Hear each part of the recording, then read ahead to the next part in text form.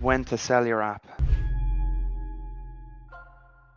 The big misconception I get with app owners is they always say I should sell my app when the profit peaks. You hit the very top and there's no more to go. But the buyer would want to see that there's potential for them to increase the profit or the cash flow of the app. So they always want to see that there's extra things they can do there. So when you hit this point where you squeeze all the profit out of it and it starts to trend down a little each month, then it's actually going to be a lower valuation than when the profit is climbing. This is when you would want to time it, when the profit is increasing each month. But obviously in practice, that's going to be a lot harder to do than. I agree with you. I'm more like, hey, it's going the right direction. Let's get out before I hit this peak and then it starts going down.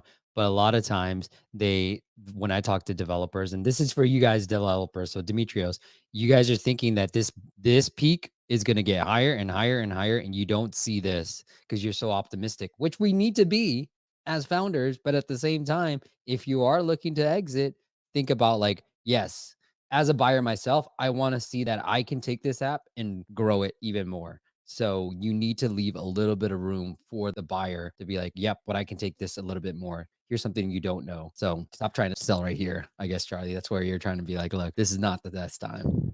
Yeah, exactly. You know what? I think as well as an app owner, you obviously have that emotional attachment. Yep. You think it will keep climbing and keep growing every month, but I guess trying to logically assess, okay, when's that time going to be where in 6, 7 months is it going to peak? So should I explore the exit now while it's kind of at a good valuation? Yeah. And on the buyer side, like, Charlie, if you don't mind me sharing this, like, I won't Yeah. share the app, but I've been looking at an app and I'm very interested in purchasing it. But on the buyer side, I'm a little bit afraid of this peak too. And so I'm kind of like trying to judge it, like, how much more can I get out of this? How long will it take me to make my money back? Because you have to think the person that's buying it is thinking about it as an investment as well. Can I take this any further?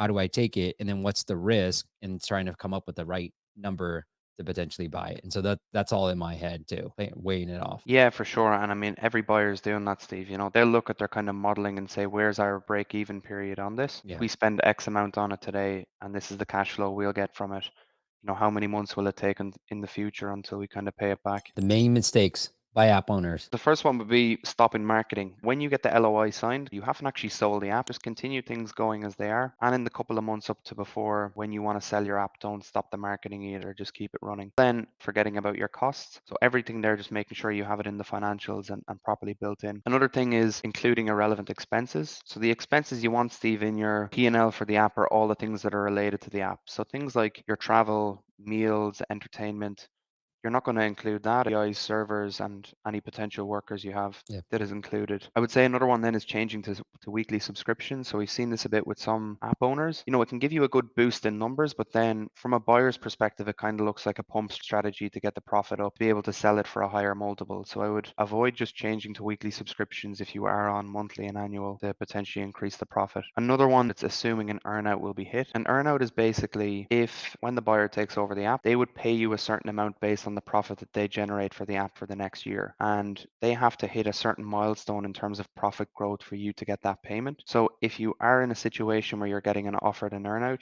you really want to question where you think that growth will come from, asking them what are the levers they're going to pull to be able to grow the app or to improve the profit. And sometimes an app owner will just think, okay, I'll accept the earnout, but they've never done any diligence into that company and their kind of growth potential for the app. So it's very important to ask a couple of questions around the earnout, how it will be hit, and how they plan to grow the app moving forward. The next one is not checking your tax liability. This can be a bit of a tricky situation when you've gone through the process for 2 or 3 months and then you find out that you have a big tax bill you haven't looked into and can end up on the deal not being closed or not going ahead with the deal. There's two types of deals that are in the app space. So there's an asset deal and a share deal. An asset deal is basically you would sell your app and all related assets off the balance sheet of your company. And then a share deal is your company that includes your app. You would sell all the shares of that to the buyer.